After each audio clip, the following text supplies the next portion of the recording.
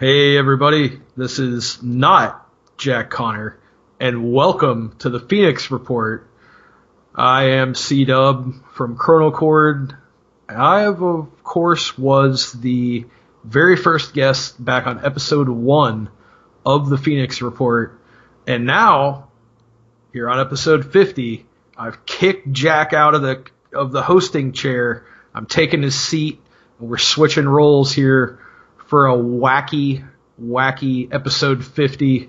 Jack, how does it feel to be a guest on your own podcast? It feels a little surreal, but I love it. I've been waiting for this for a while. Not that I'm not having fun interviewing other people and talking to them about what's going on, but what's going on with them, I should say. But I kind of like being able to talk and speak my mind from time to time, and just kind of get stuff off my chest, and And it sounds a little selfish, of course I love to talk about me. What else? But no, I mean, this is great. For one thing, this is a few days before my birthday, so this is sort of an early present for me, so I appreciate that. Yes, absolutely. We are right in the swing of WrestleMania season here. We are. Jack, Happy Rusev Day, by the way. Thank you. Yes, actually, that's right. I hadn't checked my calendar, but it is, in fact, Rusev Day. Right here in the swing of WrestleMania season, man. Your birthday always makes me think of whenever we went to WrestleMania 28 down in Miami, and that was certainly a great time, man. That's one memory that I hold very fondly, for sure. Well, thank you, man. Yeah, no, we had a great time. The funny thing about WrestleMania and my birthday, I was born on March 29th, 1984. So the first WrestleMania was in 1985. So this is the 34th WrestleMania, and I'm going to be turning 34. So my age kind of coincides with WrestleMania, which is kind of a cool, and it happens right around my birthday. So that's kind of a cool connection for me to have as a WWE fan. Oh yeah, absolutely, man. And it's it's kind of like a depending on the day of when WrestleMania is, it's either a early or late birthday gift that you get to enjoy, so that's always a good time. Yeah, it happens right around the same time, so it's a cool little distinction to have. I don't know how many other wrestling fans have that. Have their birthday so close and being the same age as WrestleMania. So I'm sure not too many other people have that. Yeah, I would say so, definitely, man. So, Jack, let's go ahead and start this off, man, with some questions about the podcast itself and some of your guests and some of the topics you've covered in the past. For sure, man. I mean, you know me about as well as anyone, so you're the perfect guy to do this. Absolutely, man. I think I've listened to almost every single episode. I may have missed one or two, but not many. I appreciate that. Thank you for that. Absolutely, man. So, of the 50 episodes, which, if any, have been your favorites, or maybe episodes that you think would best represent what you want to bring to the listeners of this podcast? That's a good question. It's hard to pick just one favorite. I've had a lot of different, and the whole purpose of starting this thing was that I've had the pleasure of meeting a lot of different people and a lot of interesting people. In my life, especially as a musician, but even beyond that, there have been a lot, there have been a lot of people that I've had the pleasure of talking to, everyone from musicians who I've been a fan of, who I've actually been able to become friends with via this podcast, to members of my family. One of my early episodes was my aunt, Maureen, and Yes. to have her on there is incredible, because that's something we're always going to have, and so that meant a lot to me personally. But yeah, I mean, everything from from people involved with wrestling, with from people involved with music, and obviously all the stuff I do with movie reviews, that's been a lot of fun. Even something as silly as me and my buddy Seamus talking about old episodes of Power Rangers. It doesn't really matter what it is. I think I know that we have a lot of fun doing it, and I just hope it's as fun for people to listen to. Hopefully that energy comes across, and hopefully people get a kick out of that, and it brings a smile to people's faces. Yeah, man. I think if anything, that the Phoenix Report really it does a great job of representing who you are as a person, as far as how diverse you are, and above all, I think it's a welcoming platform for anybody who's been on the show, and I think it's a good representation of you and who you are and what you're interested in for sure. Now, I mean, like you said, you've covered almost everything that you're into: movies, music, wrestling, TV, and some real life stuff too. But what would you say is next in terms of topics that you'd like to tackle in the next perhaps 50 episodes of the Phoenix Report? Do you have anything maybe planned, or any ideas of where you'd like to go creatively that you could clue your listeners in on for going forward? I have a few different guests who I've been talking to. It's definitely the thing about being a musician is that there's so many different types of musicians out there, and not people who do just what I do, but people who do different things and have different projects. There are a lot of people who I would love to get on, and maybe they're not people that everybody knows, but they're certainly people that I've met over the years who have just really interesting stories to tell.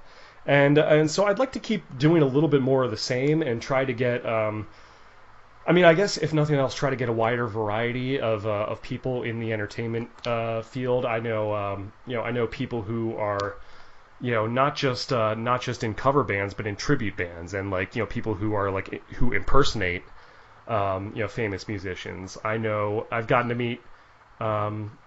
meet people who are actors and dancers and models, and I even had an Instagram model on a couple months ago.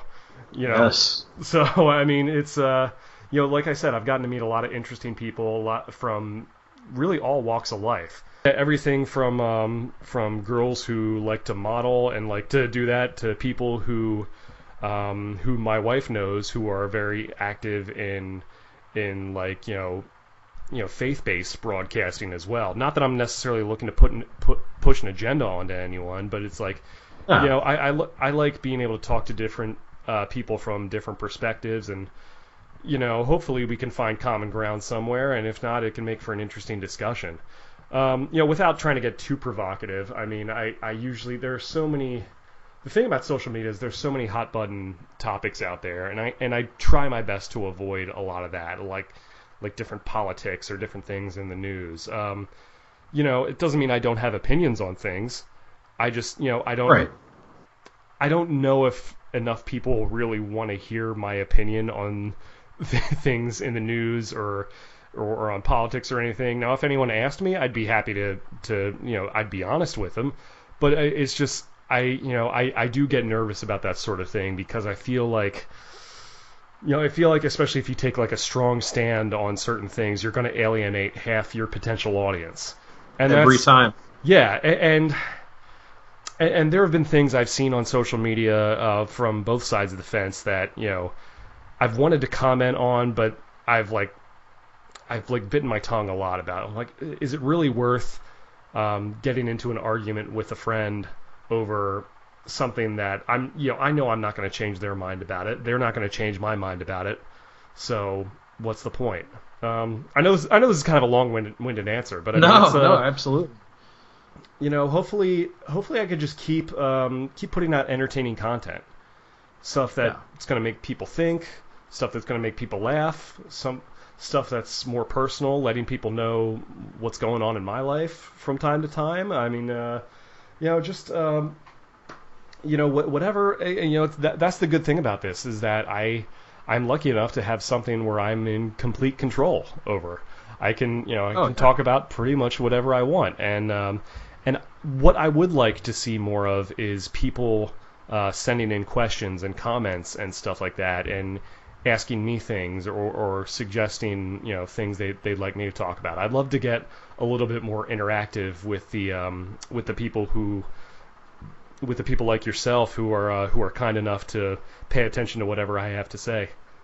Yeah, absolutely. So, what's that email address where the listeners of this can send you questions? Yes. Good question. That email address is jackconnorpodcast@gmail.com. That's CONNOR, not ER, So jackconnorpodcast at gmail.com, and you can always leave, if you're listening to this on YouTube, you can always leave comments, and you can find me on Facebook as well. I usually save that to the end of the show, but I'll say it again.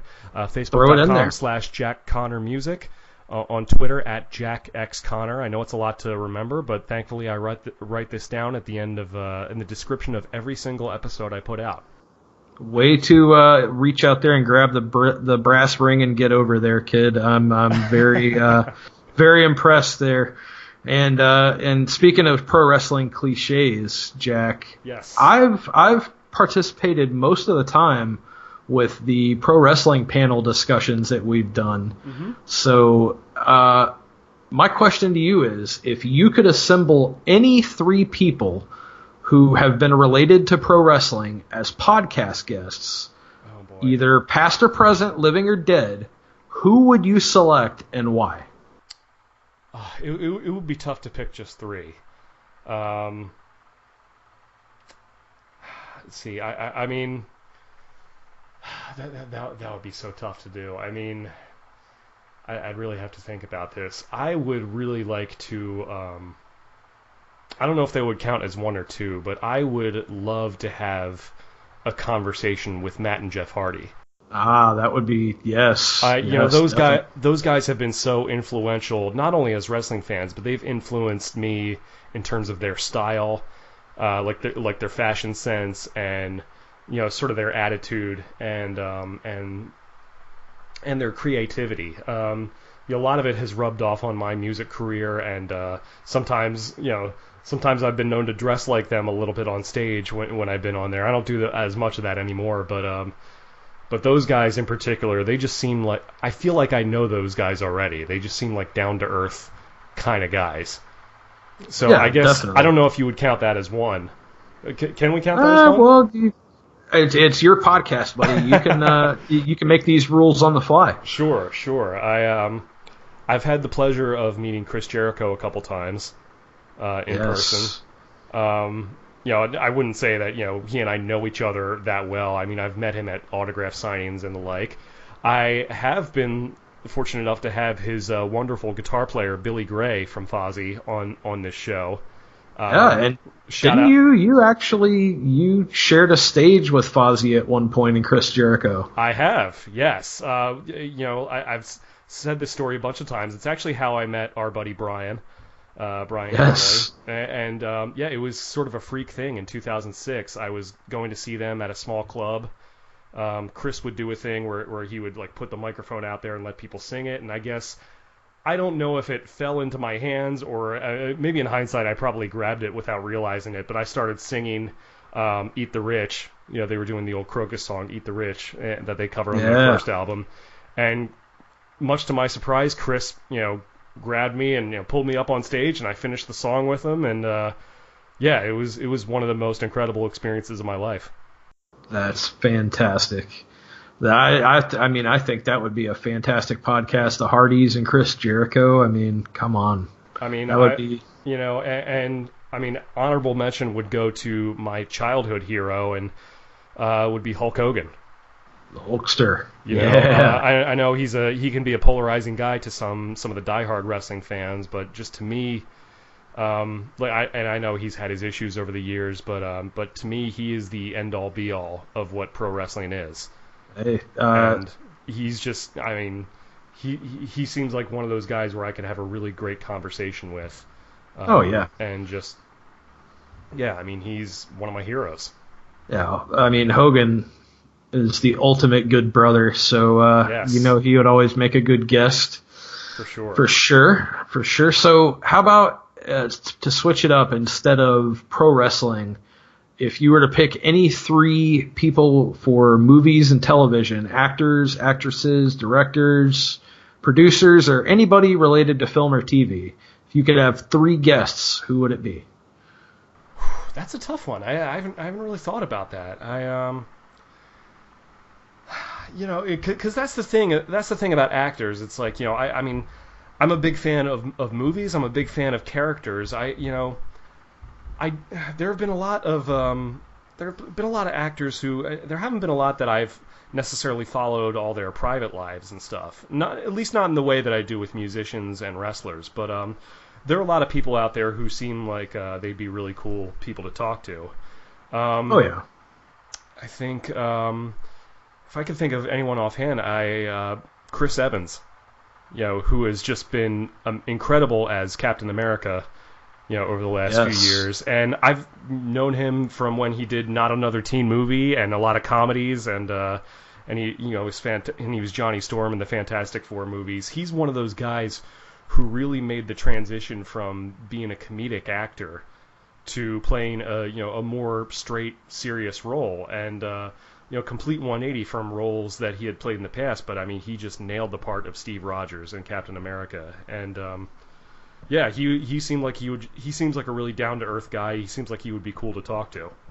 Oh yeah, man, he has really exploded onto the scene in Hollywood as one of those big name action movie stars. I feel like he would be a good guy to talk to, just to have a good back and forth with, because I feel like a guy like Robert Downey Jr. would probably take control of the conversation really quick. Yeah, absolutely. I mean, I'm not. That's not a knock on him, but he's just such an out there personality. It'd be almost like talking to Robin Williams. It's like, don't even try, going toe to toe with him. It wouldn't work. God rest, Robin. God rest his soul. Absolutely. Yeah, man. So how about maybe like a director or somebody, maybe perhaps? Oh, director. That would be interesting. I was a big fan of Christopher Nolan's work for the Dark Knight trilogy. Yes. He's what he brought to that series was hugely influential in the way comic book movies are now. Yeah, absolutely. So he would be an interesting guy to talk to. If I can think of like an actress to talk to. When I was in high school, I gotta say my big celebrity crush when I was in high school was Mandy Moore.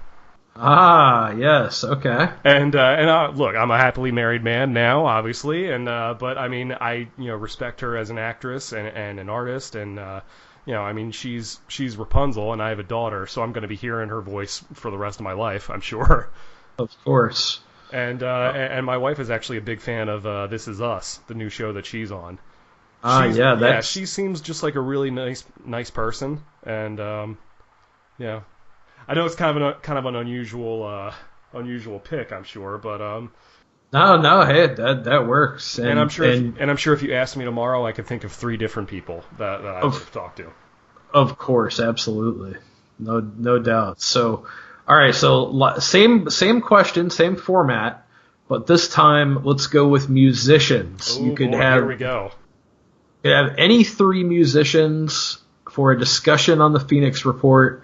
Who's going to be on the podcast for this one? Now, are we talking living or dead, or I mean, are living, we talking dead, past, all time, past, present, living, dead, whatever you got?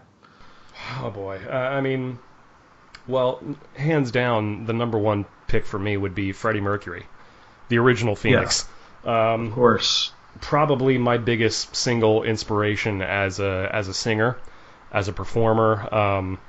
He was, in my opinion, I think he was the greatest rock singer of all time. Just, everything from his voice, his stage presence, his musicianship, his songwriting, just the way he could hold a crowd in the palm of his hands. Yes. He was an extraordinary human being. And by all accounts, he seemed like a offstage, as large of a personality as he was on stage, he seemed like a relatively down to earth and quiet person off stage. Oh yeah. And I don't know that he necessarily had the happiest life all the time, but by all accounts, he seemed like a genuinely good person. Yeah, definitely. Yeah, he's definitely at the top of the list. The next, I think, would probably be Sir Paul McCartney. Ah, yes. I mean, great choice. In terms of, another one of those guys who's sort of the end all be all of what I do, not for a living, but what I do as a rock musician. I mean, it would be hard to ask him because he's heard it all and done it all, and thankfully is still with us and still going strong. I would be curious to see what his opinions would be on some of the music that he has inspired over the years. I don't know if he's a big fan of Black Sabbath and Led Zeppelin and Van Halen and Queen and all the way down. I know, but I know if there wasn't for the Beatles, those bands would not be what they are, and and by proxy, my band would not be what it is. Not that I'm trying to compare them. Put my band in that same league. I mean, we're just a local band, but still, it's countless other musicians that he's inspired, and and he would be an interesting guy to talk to. Yeah, definitely. I think he's a very articulate kind of guy, and he's very well read and well spoken. So absolutely. As far as I think I might want to pick someone a little bit more current. I was going to go with Gene Simmons because he would be an interesting. He's never at a loss for words. Never. I would go with Gene, but I want to go for someone a little bit younger. I would really like to talk to M. Shadows of Avenged Sevenfold. Ah, yes, yeah. You guys, I have a feeling you guys would have quite a bit in common. I mean, you talk about a guy who's at the top of his game.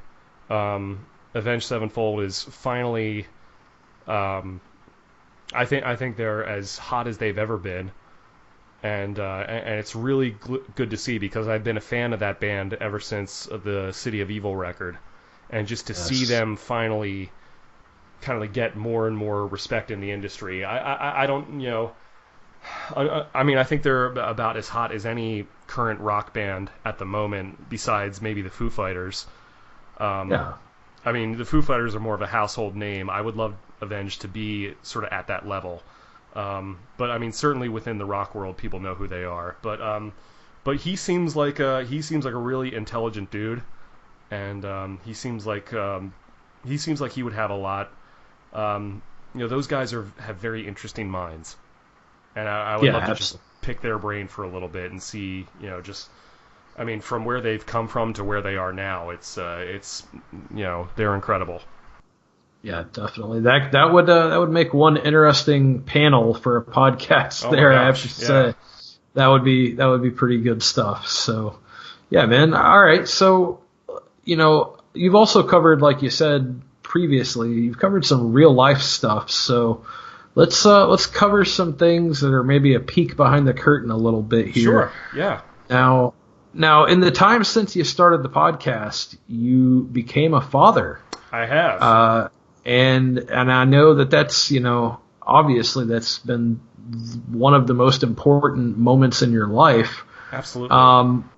What have been some of the most rewarding things about becoming a father, and maybe some of the most challenging things? I mean, everyone says that your life changes when it happens, and it absolutely does. But for me, I don't feel like I'm that different of a person than I was before. Because it's something. It's something I've always wanted to be a dad. I've always been it's always been something I've wanted to do. I'm a big kid. I love kids, and I'm an uncle to 3 great nieces, and big cousin to countless younger cousins. So it's so I've always been pretty good with kids. So it's I gotta say, when you have your own kid, though, it's no matter what you're going through during the day, if you're having a bad day at work or a bad day at work or school or whatever you're doing, there's nothing like coming home and rocking that little girl to sleep and being able to hold her. It's just it's something just healing about it, and it's every little time I'm able to make her laugh or do anything or help her try to walk a little bit. She's not walking yet. She's crawling around. She's about 9 months now, but Just like seeing her like check everybody out, like we'll be in big crowds and she'll just kind of poke her head around and just like be like listening in and trying to contribute to the conversation, make it, say a few things, and not so good with words yet, obviously, but yeah, like, and even like little things, like we'll have this little like toy walker that she pushes around, and just like seeing her face on that when like she's starting to like walk, she's like, oh, hey, this is new. This is is cool. Different, yeah. All right, I'm off we go. I'll see you later, Dad. Don't wait up. No, I mean that like little stuff like that is really, really cool, and seeing her respond to, me like singing or playing guitar around the house, stuff like that is really, really cool. And that's like that to me is such like motivation for me to keep doing the things I like, because I want to be able to be still performing on stage when she's old enough to kind of understand it and see and be like, hey, that's my dad. Now, I mean, I'm sure there may come a point, when she's old enough where she doesn't want anything to do with my music, or that may happen one day, and I don't know if she's going to like it. I don't know what she's going to be into. I'm going to try not to push my stuff on her too bad, but I mean, it's a cool thing, like, and I guess the demanding part of it would be, just kind of getting used to, waking up in the middle of the night and helping her out. And that's, the lack of sleep, and I think just, being focused on her, and, as opposed to me and my wife spending time with each other. And sometimes that can be stressful on the relationship, and because we're in parent mode and not, being husband and wife. And and that can be difficult sometimes. I almost feel like that's more difficult than actually being a parent sometimes. But I mean, Christina is just, I mean, she's super mom. Like, she's incredible. I mean, and I knew that, and I knew she would be from the day I met her. I mean, I knew she'd be the kind of person that I'd want to have kids with, and so here we are. So yes, that's fantastic, man. That's good little piece of insight there into into year one of being a father for you. Yeah. And I feel like podcasts, and especially this podcast for you, I think it really makes for a great continuing record of your thoughts and where you're at in life, kind of like just like a snapshot of a period in time in your life. Absolutely.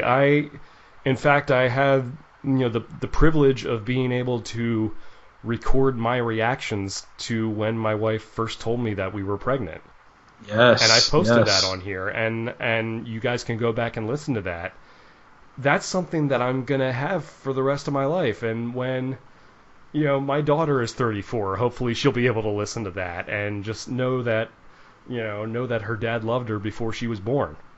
Absolutely. Well, that pretty much covers my next question. I was going to ask you, if 20 years from now, if your daughter was to ask you what the heck is a podcast, and wanted to hear an episode, which one would you play for her first? But I would imagine that would be the answer. It would have to be. Well, I mean, Lord willing, we'll be able to hang on to all these files, and I mean, who knows what the technology is going to be in 30 years from now.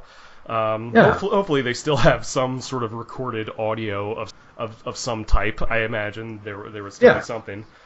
But yeah, I mean, stuff like that, stuff like having my aunt on. My aunt who's she's about 74, 75. She's my dad's oldest sister, and she's a very important person in my life. That's something I'm going to be able to have for years and years and years. And I it's a shame I wasn't doing this years ago when my grandfather was still alive. I would have loved to have him on here, but maybe one day I'll have like my parents on here, or my sister, or something like that, or who knows, maybe some other relatives. I wouldn't mind doing something like that, and just giving people an insight as to where I come from and what my family's like, and what they think about what I do, and and all of that. So I mean, I love that sort of thing, and I hope people out there listening can appreciate that as well. I'm sure a lot of people would love to be able to do that with family members of theirs, especially those who aren't with us anymore. So Yeah, definitely. It's almost like a modern version of the classic family movies or whatever it may be. Yeah. It's really can be a special thing where you really make some great memories and something that you can something tangible that will outlast you for sure. Yeah, absolutely. Now, I know that you're a really, really busy man. I mean, you've got your fingers in a lot of different things. Mm-hmm. You're a husband and father. Mm-hmm. You're an employee. You're a band member. You're a podcast host. You're a solo performer. Mm-hmm. You do so many different things. And Is it ever? and got a few other things in the works. I don't want to talk about them yet because they're not done. I'd rather. In a way, I don't want to jinx it. I want to be like, oh, here's what I've done, rather than say, here's what I'm going to do. Yes, certainly. Would you say it's ever overwhelming to you to do all these different things and have all these creative outlets that you have?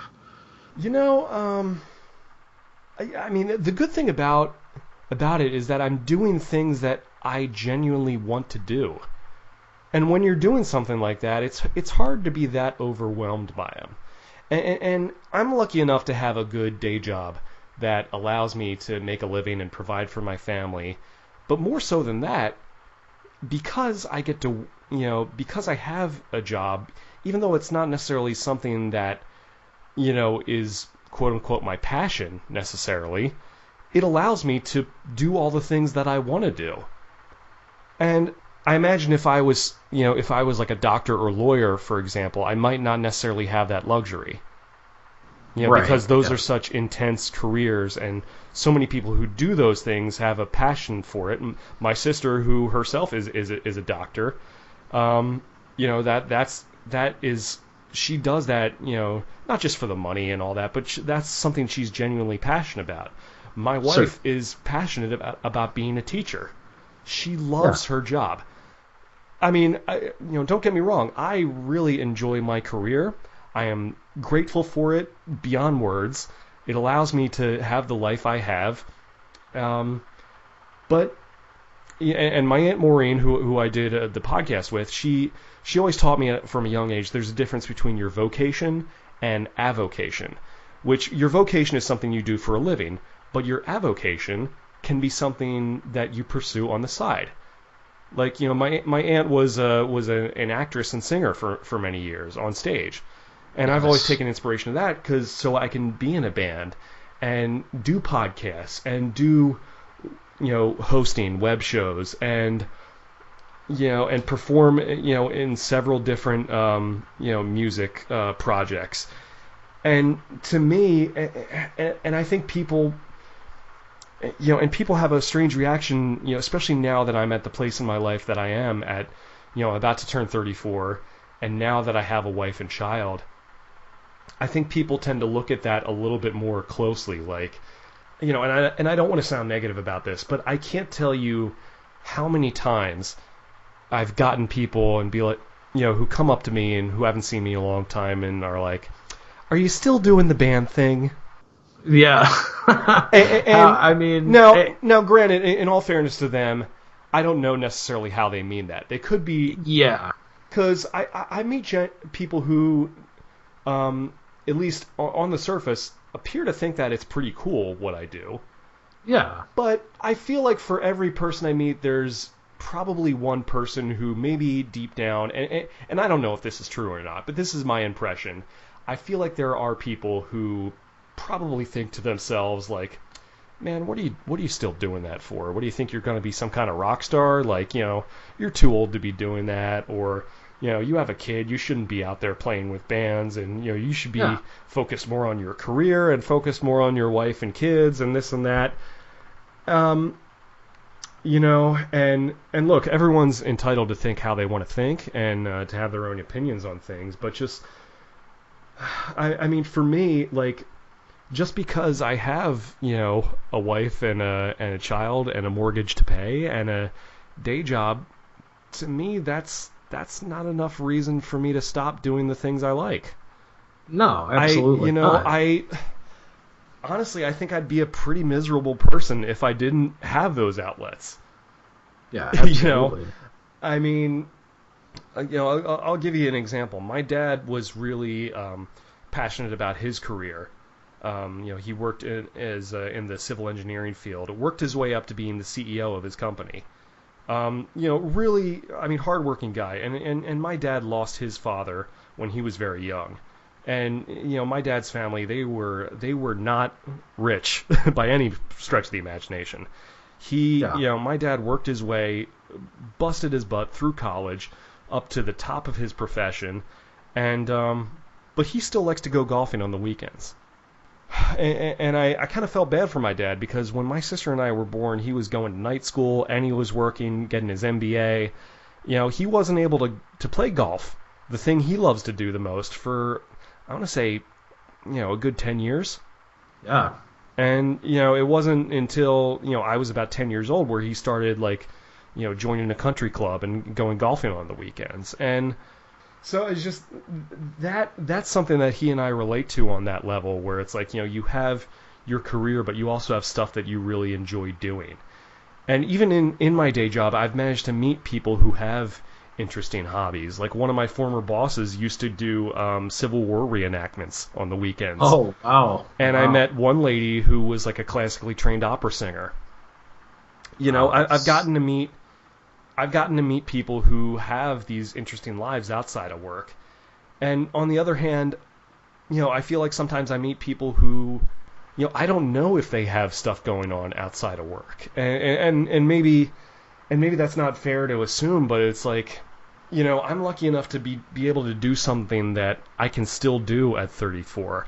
I don't know if I can say the same for people who maybe played a sport in high school, or were really passionate about that and maybe physically can't do it anymore, or can't do it at the level they want to do it anymore. And I realize that's that's sort of a general position to look at it, but just, to me, I feel like I balance it pretty well. And I've had, people in my own family who, I feel like not everyone gets it. And I mean, at that point, I don't know what to say to you, but just, just trust me and hope that I'm not going to, my main priority is still to take care of my wife and kid, and that I'm not chasing a pipe dream and putting everything on the line and, thinking that I'm going to make it. Would I love to make it? Absolutely. I still have dreams. I'm still going to go after it as much as I possibly can, but I mean, I want to do this for as long as I possibly can. And as long as I'm still enjoying it and go as far with it as I can. If that means that I'm just sort of a well-known local guy, so be it. But at least I want to at least have something to show for it.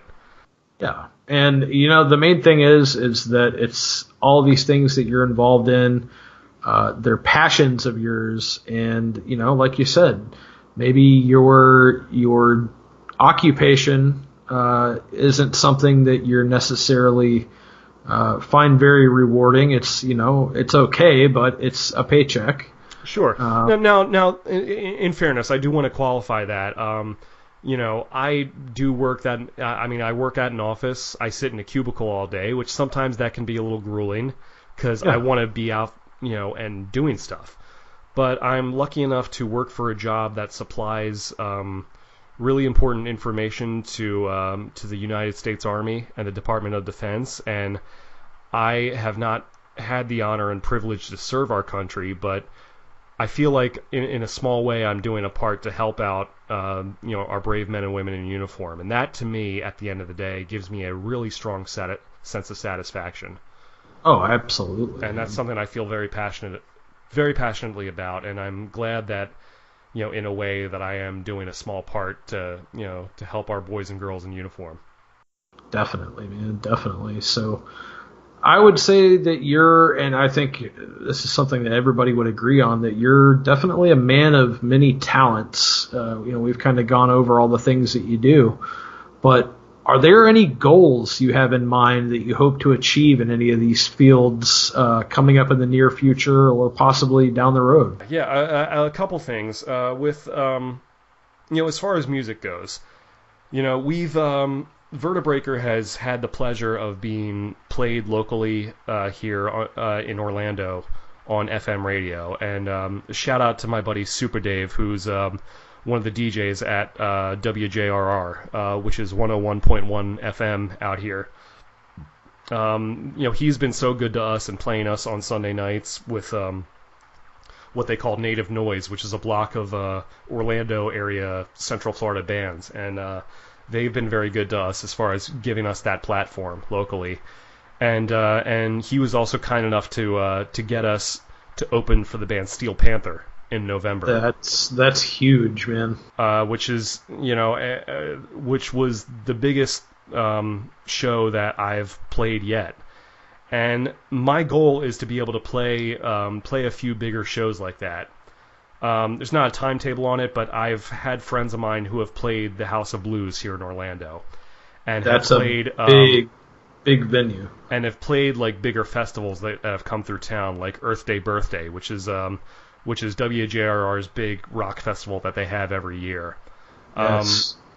Stuff like that, I believe, is attainable, and I think that we've had enough goodwill locally where we can do that, and getting a big record deal. I mean, that's a long shot. I mean, and we both know that those aren't even what they used to be 10 or 15 years ago.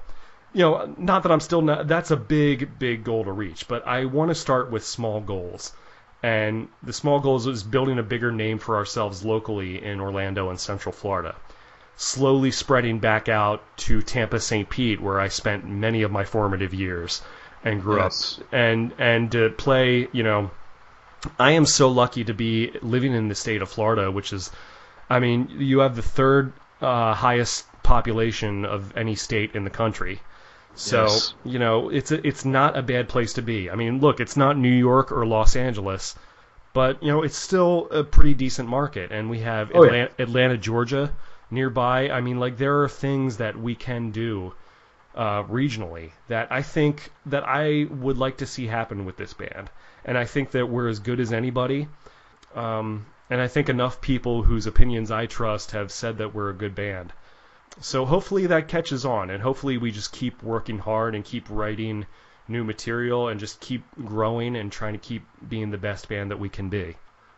Yeah, I'm sure you guys will not be denied in that regard.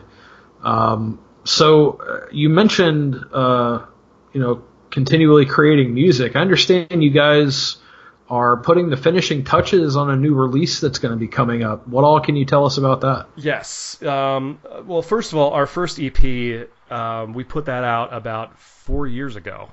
So needless to say, we have a lot of catching up to do. The 6 songs that we have, I mean, we've pretty much finished recording, but I think there are a few little things that we need to do. That has been a long process. Like, we've started... we've been recording that, I want to say, since December of 2015.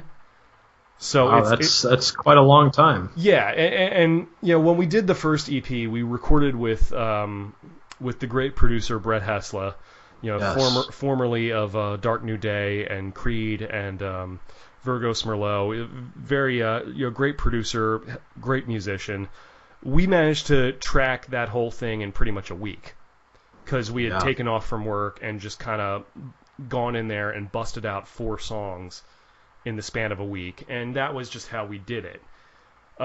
This next record we had kind of taken our time with, because we found a local studio in Melbourne called The Zone Productions. We found a guy named Mark Brazel, who's a really great traveling sound man. He does that professionally and is another fantastic engineer and producer.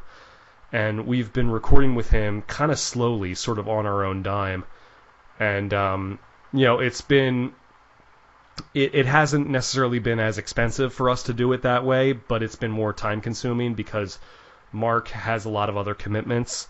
And so we've been doing it slowly. So that's why it's been taking as long as it has.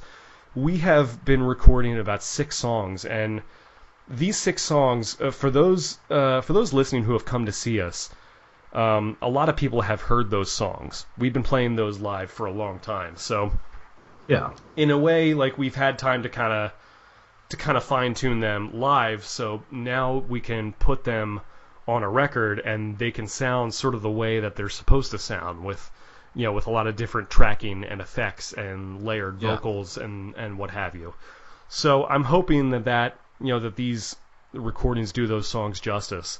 And so, and for those who haven't come to see us, it's new to you guys. So that's the good thing about having it. And with that being said, there have been a lot of delays, unfortunately, and I'm hoping we can have it out this year. I've been saying this for the longest time, and so hopefully we can have that out. Now, with that being said, our guitar player Greg has been setting up a home studio, and we have been kind of taking a break from playing shows because we want to write and record some more new stuff. We have a lot to catch up on, in addition to those 6 songs that we've been playing forever. We have a lot of new ideas that we want to work on. There's a lot of stuff that we've started that we haven't finished yet. So we want to make up for some lost time. And whether that involves another EP release, whether that involves in just, free downloads or singles, we want to definitely create more and more content, because that's an area that we've been lacking in. And especially for those people who live far away like yourself and other people who know me and who like what they've heard so far, they're probably sick of hearing the same 4 songs. We love those 4 songs, don't get us wrong, but there's a lot of other stuff that we've been doing, stuff that Greg and Jarrett, who have been in the band almost 4 years now, have yet to play on a record. And those guys have been with us for a long time, so we want to get those guys recorded, and we want people to hear what they're all about. And that's, so long story short is that we have a lot of new music that we want to keep putting out. I don't know when it's going to come out. I don't know, there's a lot of new stuff, a lot of questions that are up in the air. But I want to let people know that we do have new stuff on the horizon, and that we're not just going to be a one and done EP kind of thing. We want to put more and more music out. And hopefully that, whether that results in a full-length album, whatever that is, we just want to keep building a catalog and to keep growing as a band, and to keep growing with the material we put out. And hopefully surprising people, but also hopefully it's a good surprise. So yes, I'm certainly going to be looking forward to that, as I always am with your music ventures. Now, if you could pick any one of your songs from Vertebreaker and maybe just give us like a spotlight, kind of tell us what it's about, how it came to be, and maybe if there was a moment or an event in your life that was maybe an inspiration behind the lyrics or the music for one of those songs. Sure. Probably my favorite song from our first EP was called New Sickness. That's a great one. Thanks. Yeah, that was something that Ryan, our guitar player, that was one of the first things that he and I wrote together. Mm-hmm. I had thought of the title because he had recorded sort of like a MIDI version of what that song would be, the instrumental part. And I guess he had kind of labeled it new_sickness. And being like, oh, this song's sick, this song's cool. And and it was like one of those things that was completely by accident. And I saw that and I was like, you know what? That's going to be the title of the song. And I just kind of wrote the words around there. And I wanted that song to kind of be like our mission statement, like our rock and roll all night. The song that sort of like sums up kind of what your band is all about, what your goal is musically. And that song means a lot to me because it talks about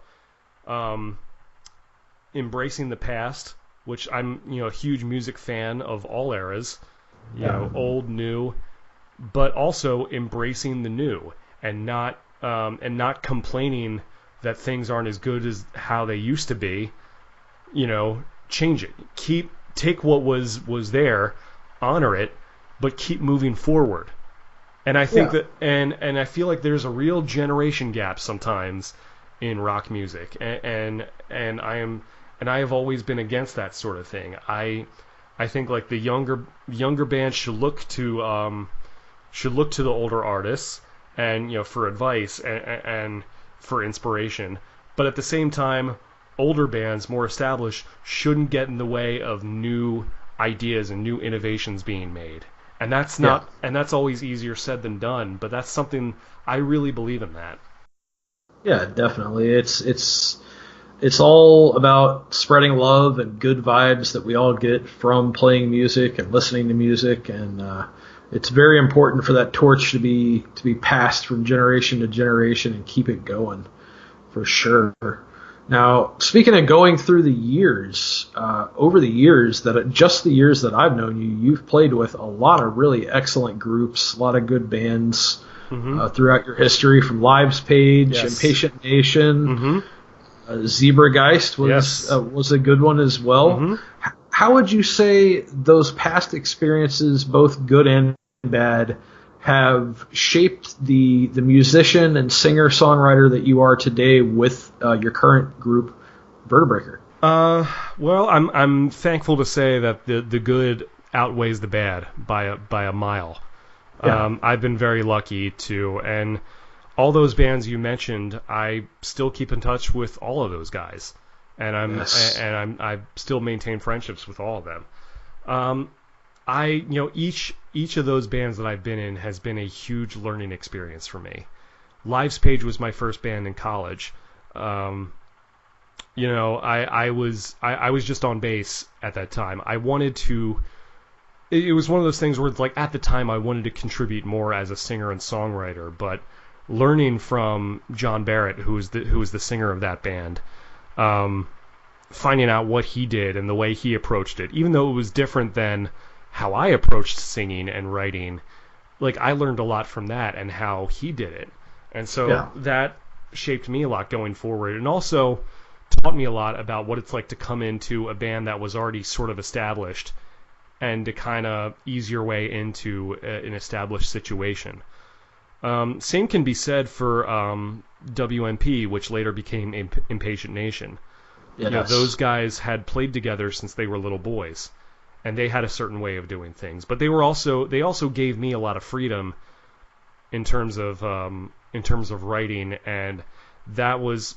And even there was a band I was in before that called Cobalt Blue, which I was in for just a short time. But that was like stuff like that was my first experience being a singer and being out front, and that really gave me a lot of experience about what it's like to be a singer and a lyricist, and to be out front and to learn learn better singing technique, and to learn what it's like to work a crowd and to have the spotlight on you.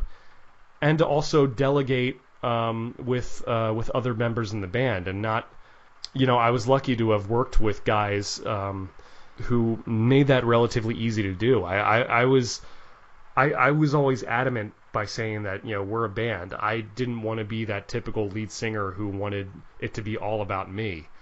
For me, I wanted to try and do whatever I could to bring more attention to the band and lift up everyone else. And whether I succeeded in doing that or not, or whether it always came off that way, I don't know. But that was always my intention. And Impatient Nation, I had 3 really great years with that band, and I still have nothing but love for all those guys. And that taught me a lot, to be a little bit more assertive about what I want to do. Yes, and especially leading into Vertebreaker, I got the chance to build something from the ground up, and to kind of do that on my own terms. And that was a long process doing that, and it took a lot of different guys coming in and out. But I mean, the guy, we've had the same 5 guys in the band for almost 4 years now, and there aren't a lot of local bands who can say that. Now Greg and Jarrett, they weren't on the first record, but like they've been there almost from the beginning. And that's a really cool, unique thing. There aren't a lot of local bands who, can keep the same guys for an extended period of time. So, knock on wood, we've been really lucky when it comes to that.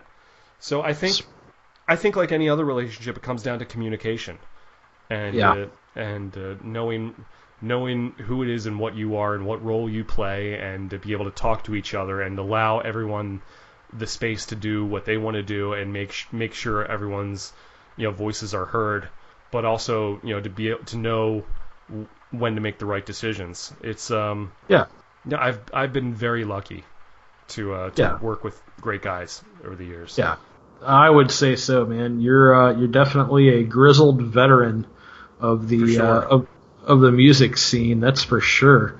Now, here in recent years, you've also been doing on occasion some solo shows. I have. I know recently you played an acoustic format show opening or backing for John Corabi. Yes. Which I'm sure that was good. That was so great. John was a really nice guy. He actually signed my Motley Crue CD, the one that he sang on back in '94. Nice. I was always a fan of his for a long time. He's a huge talent and just a great veteran. Also a Philly guy, by the way. Yeah, exactly. He came up along with the guys from Cinderella, who were sort of local heroes in that area. Yeah, and knew the guys from Bon Jovi and all that stuff. So anyone from the Northeast and from Philly, has a real special place in their heart for that band as well. Oh, of course. Of course. Yeah, no, I mean, just hearing him do his thing, he's such an incredible guitarist and singer as well. Yeah. Playing on my own, playing acoustically, it can be nerve-wracking every time. Because it's like I'm always worried. It's like, oh God, what if the equipment doesn't work, or what if I mess up a lyric and everything? I don't have the guys in the band behind me to cover up. Yeah. And I don't really consider myself that great of a guitar player. Like I can strum chords and sing over top of it, and that's sort of enough to kind of get me by. But yeah, it's a cool thing to do, and I've been able to play at bars and restaurants and make some extra bucks. And a lot of guys have problems with playing covers. That was never really an issue for me. I enjoy doing that, and to tell you the truth, I have a few little cover projects in the works that I've been getting the itch to do, especially since Vertebreaker is going to be in the studio a lot more. I still have that itch to play live, and if and to be quite honest, if there are opportunities that I can do to make money while having fun and playing music as an extra source of income, not that I plan on making that my main job, but that to me is fun to do, especially especially if I have a little bit of control over it. So I mean, at that point, you can kind of call your own shots and try out covers or original songs or songs from the past or whatever you like. There have been some cover projects that are kind of currently in the works. Maybe a few tribute bands here and there that I might be involved with. Yeah, I've heard some rumblings. Yeah, so those are all things that I have sort of in the works, which who knows where that may lead. I mean, that could lead to some possible regional touring even, and maybe who knows where that could lead. But I know tribute bands make pretty good money, and especially if you have a unique one, that could be in demand in places outside of Florida. So we'll see if any of that comes to pass. But it's something that I've been interested in and curious about, and I've dabbled in it a little bit, and I've once I've gotten that taste, I kind of want to pursue that a little bit more. So we'll see how that goes. But Vertebreaker, make no mistake, Vertebreaker is still a big priority for me. Absolutely. So, that's definitely been your number one for quite a while now. Yes, and it will continue to be that way for the foreseeable future. As long as we all still enjoy it, and as long as we're all able to do that, hopefully there will just be more and more content out there. Yeah, absolutely, man. I can say as a listener and a fan of all your music projects, I'm always looking forward to what you put out.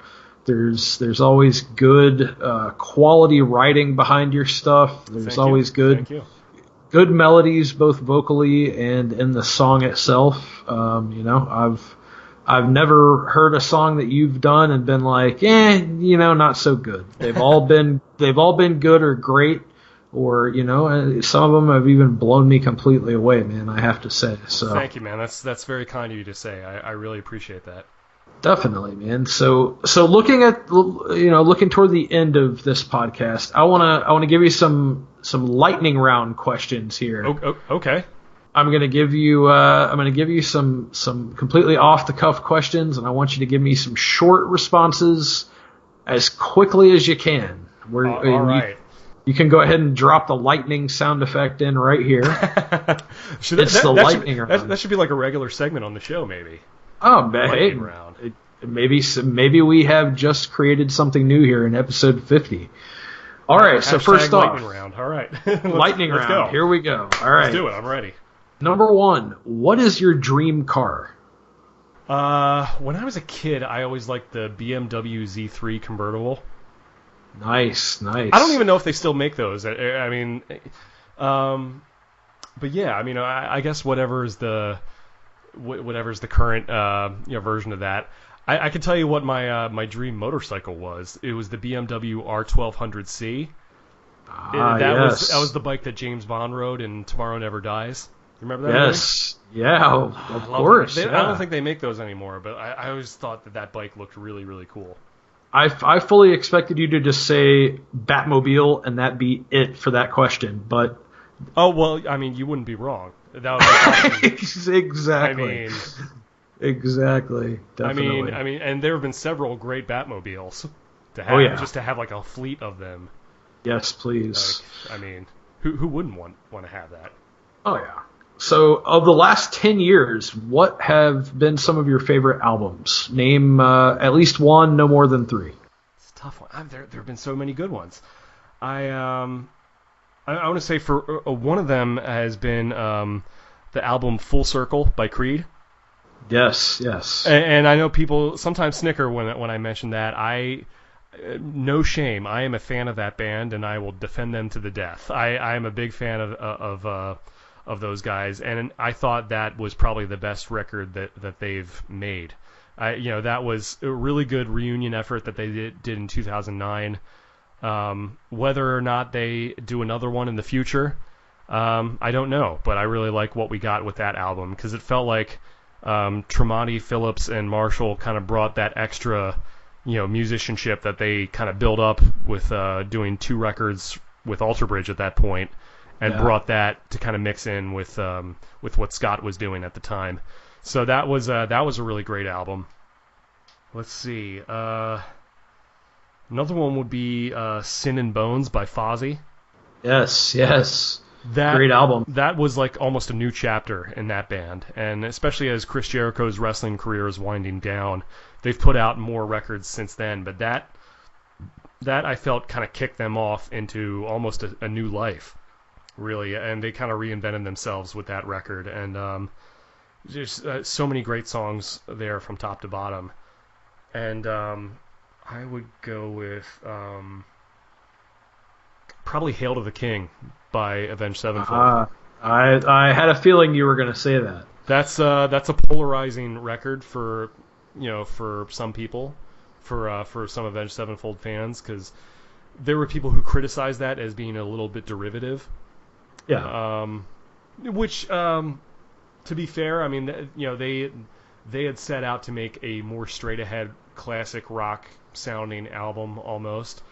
But I think within that, there are still a lot of really cool progressive elements that they do in there, and a lot of really great songs. The title track, Hail to the King, is just, it's such a listenable song. It really is. It's fantastic. I had that play at my wedding when I came in, when I walked into my reception. Yes. I think Christina still might be a little mad at me for that one, slipping in that at the last moment. She's like, I thought we were going to do Thunderstruck, but what are you going to do? But I loved that song, and really a lot of great songs on that record, and it's tough to post, but those 3 records I find myself going back to a lot. Yeah, those are all some classics for sure. Yes. If you could live anywhere, of course. Yeah. If you could live anywhere on this planet, where would it be? Ooh, anywhere on this planet. If I there would be a lot of different places that I would live if I could. I mean, I'm fortunate enough to be in Orlando. I would love to be able to split my time between here and Philly, which is where I grew up. Yeah. I still have a lot of family. I still enjoy it up there. I don't think I'm going to get Christina to move up there anytime soon. She's a Florida girl. She loves this warm weather. She's not about the cold and the snowstorms. So that would be a tough sell. But I'm lucky to be where I am right now in Orlando, in Central Florida. I've always liked it here, and I mean that's the short answer. Yeah, it's definitely a magic place to live. I mean, you literally live where people go on vacation, so it's a fantastic place to be. It's pretty great being able to say that I live 10 minutes away from the Magic Kingdom, and to be able to hear the fireworks from there every night is a pretty cool thing. Very special for sure. All right, so here comes a polarizing topic in the history of the Phoenix Report. All right, go right ahead. Your top 3 favorite Star Wars movies, either in order or in no order. It's up to you. I feel like that is a more controversial topic than saying who you voted for president. It very well may be. Some people, Star Wars fans, God bless them. They're almost like wrestling and music fans, where it's just people are so passionate about how they feel about certain things. I almost feel like there are some people who like the idea of Star Wars more than the actual Star Wars movies themselves. Yes. I really enjoyed The Last Jedi. Because that was one of the, and we had gone over this in the podcast. That was one of the first movies, Star Wars movies I saw that I really felt a sense of unpredictability. Yes. You just didn't know what they were going to do with it. And, a lot of people have very polarizing opinions on that one. And, and it's one of those things like, yeah, could they have done other things that maybe would have worked as well? Sure. But I was personally satisfied with what we got.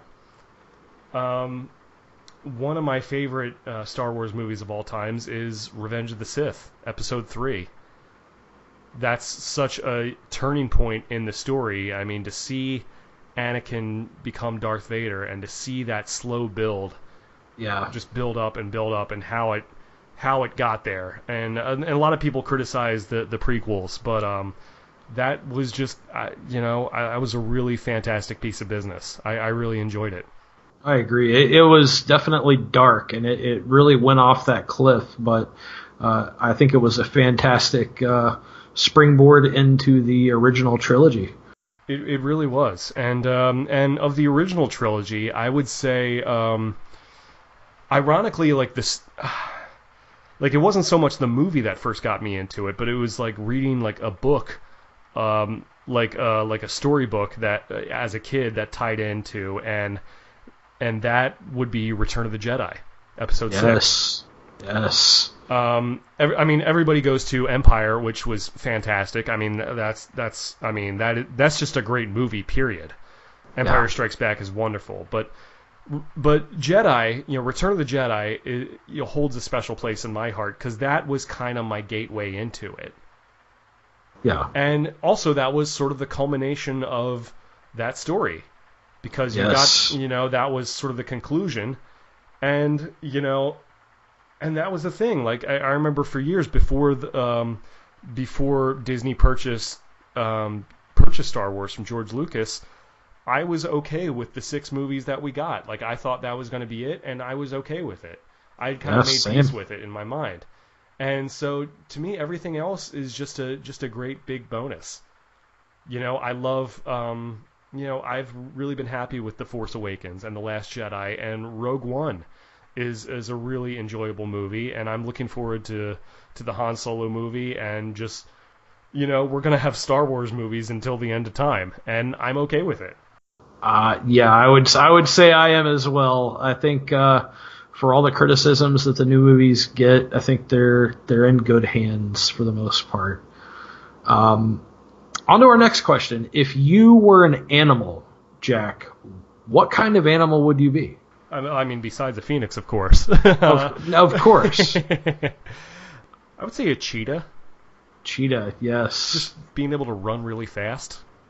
I think that would be good. I don't know why. I just think that's kind of cool. Yeah, absolutely. Haven't really given a lot of thought to that one, but yeah, I'll go with that for now. That's a perfect answer. Yeah. If you were to have to build a Mount Rushmore of pro wrestling, and you could only put this has been a popular topic on Twitter and social media with the internet wrestling community. If you were to build a Mount Rushmore of pro wrestling, what 4 figures would be featured on the side of this face of the mountain? Gotcha. Well, I mean, I'm a Hogan guy. I'd have to put old Terry on there. Of course. I'd have to put Steve Austin. What? Yeah, exactly. Nice. Yeah, I mean, you talk about what a charismatic performer that guy is, and just what an entertaining character he is. He's just a unique individual, and just is one of the greats, for sure. Yes, definitely. I'd probably put... it's a toss-up between... I'd probably have to say Randy Savage. The Macho Man. I mean, just one of the most colorful characters in the history of wrestling. I mean, just, I can't imagine him doing anything else for a living but be a pro wrestler. I mean, he's tailor-made for that business. Yeah, granted, he came close to being a pro baseball player. I know that. I was about to say he almost became a pro baseball player. He came really close. Yeah, how about that? I mean, so entertaining. And every time he and Hogan were in the ring together, whether they were wrestling each other or in the Mega Powers, it was just so much. I mean, just the body language alone was just so entertaining. Oh, absolutely. And for number 4, I would have to put Daniel Bryan. Nice. That's a fantastic pick there. Daniel Bryan, Bryan Danielson is just from the. I first seen him when in the original incarnation of NXT in 2010, when it was like the game show, reality show type of thing. I didn't know anything about his career before that.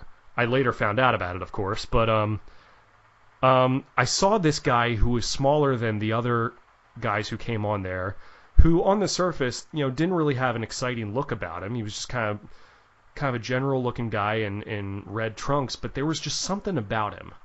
And maybe it was the way the crowd reacted to him, and maybe just the vibe he gave off. He was different than anyone else I had seen before or since. Whereas just he had that everyman quality to him. But he was still very entertaining. Yeah. And I've seen him grow over the years.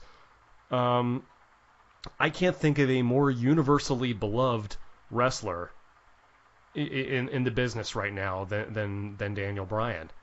Yes, I would say certainly not in modern times. The reactions he gets, are incredible. Even during the period where he has not been wrestling. It's been recently announced that he's cleared to wrestle again, which I'm very happy for him, because I know that's something that he has wanted for a long time. I know that's something that the fans have wanted for a long time. But even as an on-screen character who wasn't wrestling, the fans just continued to just show so much love to him, and I think there's a reason for that, because I think a lot of people see themselves in Daniel Bryan.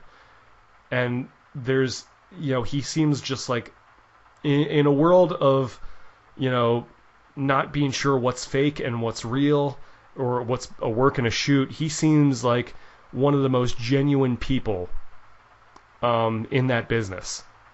Yeah, I would certainly agree with that. And just seems like a genuinely kind person, and in addition to being talented, and I think that's why he resonates with so many people. And if I were Vince McMahon, I would make him the number 1 guy in the company, if he's not already, and hitch my wagon to him, because the reactions I've heard from him are up there with Hogan and Austin and Rock, and I put him in that league of guys. I think should be in the Hall of Fame one day. Oh, I'm certain he will be, and that's that's high praise for somebody that recent to be included in that kind of company. But in this case, I'd say it's very, very well deserved for him. Fantastic wrestler. I'm looking forward to seeing him back in a WWE ring or wherever he may end up.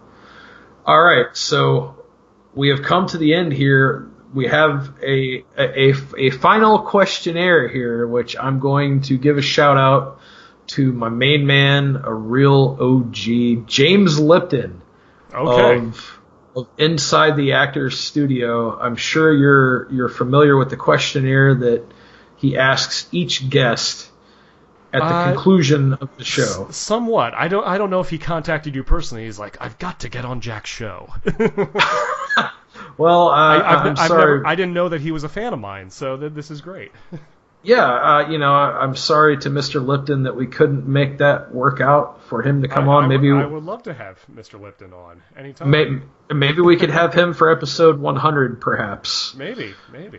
Perhaps so, but I will I will do my best job here to be very eloquent and speak as well as Mr. Lipton. Please. What is your favorite word? Well, that'd be Phoenix, of course. That's a good answer. What is your least favorite word? Touch base. Touch base. I feel like that's a really weird thing that people say to talk to somebody. Why not just say let's talk later? Why do we have to touch base? I don't know. Apologies to anyone who uses that. I don't know. That's just a weird phrase. I don't know. But look, if you use it, I don't hate you. Well, I'm pretty sure we're gonna have to touch base off the air on this one. Oh, fine. I don't know. What turns you on creatively, spiritually, or emotionally? I would say anything that's genuine, that's being earnest. Like, I think it's okay to be excited about something, or to be passionate, or to be a fan. I know too many guys who, like, act like they're too cool to be excited about anything, and I'm not that kind of person. I'm like, I like seeing people who are passionate in a positive way about the things that they enjoy, whether it's even something that I'm a fan of or not. Like, I love seeing people enjoy the things that they're passionate about. Yeah, that's a fantastic answer. What would you say it would be on the flip side of that and turns you off and puts you away creatively, spiritually, or emotionally? I think anything that feels like unnecessarily competitive, and I want to qualify that by saying that I don't think competition is a bad thing in and of itself. I do feel like some people are just so overly competitive that things get negative and nasty.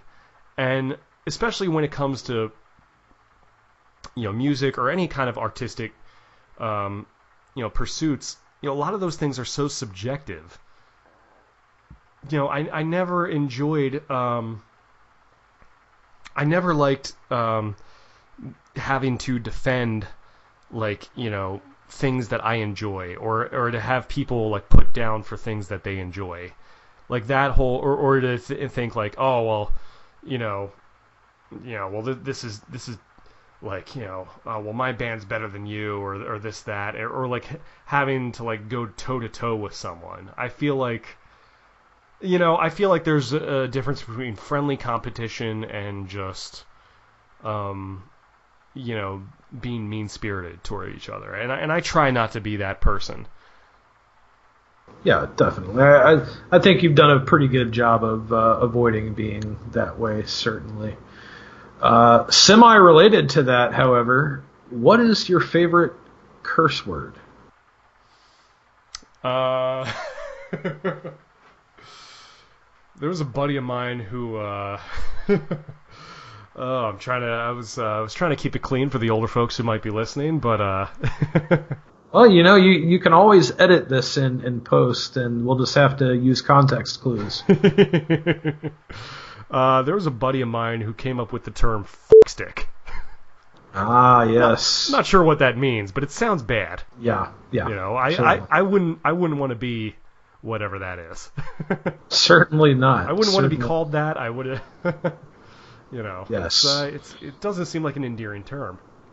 No, it doesn't seem like something that I would like to be called whatsoever. No, you don't want to be that guy. No, definitely not. Not at all. What sound or noise do you love to hear? Oh, I mean that's easy. My daughter laughing. I had a feeling that would be the answer. I mean, not to go for the sentimental answer there, but I mean, come on, it doesn't get much better than that. Naturally. What sound or noise do you hate to hear?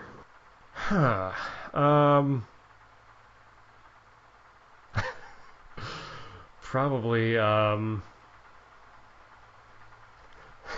Oh God, I'm gonna get in trouble for this. Probably my mom when she's being a little bossy. Okay. I love you, Mom. Sorry if you're listening, but Fair enough. There are times where it gets a little bit too much.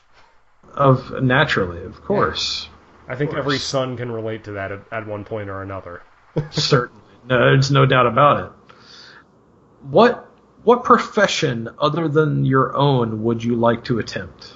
It would be cool to maybe be an actor, which I've kind of gotten to do a little bit of, but not like professionally. Like, I don't know. It would be cool to do that, and not that I necessarily have a huge that I'm a huge thespian or anything like that. But that would be kind of cool to do, to stretch the limits of what I could do with that. I don't know. Yeah, I know you've dabbled in the past. I think that would be a natural. And I'd like to do some more of that. I mean, when I get the time, Yeah, certainly. What profession would you not like to do? Ooh, well, like when I was in college one summer, I tried landscaping for a week. Oh boy. It didn't really last too much longer than that. My pale Irish complexion does not do very well in the Florida sun. No, certainly not. I mean, I have nothing against a good, honest day's work. God bless everyone who was out there doing it. That is hard work, but that's a big negative for me on that one. I can't tell you how much I would love not to have to do that again. I can't say I blame you there, as somebody who has worked in landscaping many a time. Final question here of this episode 50 of the Phoenix Report. Jack, if heaven does indeed exist, what would you like to hear said to you whenever you arrive at the pearly gates? You did a good job. Good job, kid. I think that's a fine answer. I believe. I think pretty much we all aspire for that. Yeah. I think so. Jack, this has been a lot of fun. I have enjoyed. I mean, you and I can talk for hours about a lot of different things, a lot of different topics, and I appreciate and I am so thankful to yourself for doing this, and to everyone who has taken the time to, over the last 2 years to listen to what I have to say. And hopefully you've been entertained. Hopefully you found something that to connect with in some sense. Hopefully I haven't been too boring for you to listen to. And that's all I can say. And I'm lucky to have supporting guys like yourself on various panels, and you've become one of my regulars on here, so I couldn't think of a better guy to do this. Absolutely. A fantastic time here, switching up roles. I will now relinquish the host chair and give it back to you to take us on home here. Jack, do what you do. Cool. Well, I mean, obviously, everyone can find Cory's music at chronochord.com. That's right. yes, obviously he's known as C-Dub. I know him as Cory. So Yeah, of course. You can also you can find us on Spotify. You can find us on iTunes or Play Store. Any of your favorite digital music platforms, Chronochord.com, Chronochord on YouTube, Twitter, Facebook, all the social medias, CHRONOCHORD. Check it out. That's right. Cory and our mutual friend Justin Cully of my former bandmate from Impatient Nation. Those two guys have collaborated for years on a lot of really cool instrumental music. They do it for if you're a hip hop artist looking for beats to sample, if you're a filmmaker looking for film scoring, these guys. If you're in advertising looking for advertising beds, these guys make a lot of really cool music for a lot of different purposes. So definitely check them out if you get the chance. Yes, please. As I mentioned at the top of the show, you can follow me on Twitter at jackxconnor, like me on Facebook, facebook.com/jackconnormusic. You can find the band at facebook.com/vertebreakerband. You can always tweet me with the hashtag Phoenix Report. You can email me at jackconnorpodcast@gmail.com. You can always pay attention to what I'm doing with Alicore Productions at alicore.com, which is ALIKOUR.com. Got a lot of really cool, projects in the works with those guys. And just keep listening, keep subscribing. Go back and listen to the other episodes. You can listen to the first episode I did where I interviewed Cory, and I'm sure I will interview him, as again and again as time goes on. Just to always catch us up what's going on in his world. And I don't know what's next as far as like wrestling stuff. I know we haven't been into that as much lately, but maybe we'll do that. Maybe we'll do some movie reviews together. I have a lot of really great guests that I'd love to have on. Some that I've recorded that I haven't posted yet. So as of the time I post this, maybe they'll all be done. Who knows? Who knows? I know I'm getting ahead of myself here, but definitely keep listening, keep subscribing, keep sending in your comments because we want to hear from you. I want you guys, everyone listening, to be a part of this as well and to let me know what you think, how you think I'm doing. If there's anything you want me to talk about, please, nothing's off limits here. Doesn't mean I'm necessarily going to answer every question, but I'll try my best. And thank you guys for listening to the Phoenix Report. For Cory W, aka C-Dub, I am Jack Connor, and thank you all, and God bless you. And we'll see you again real soon. Here's to 50 more. Absolutely. Mahalo.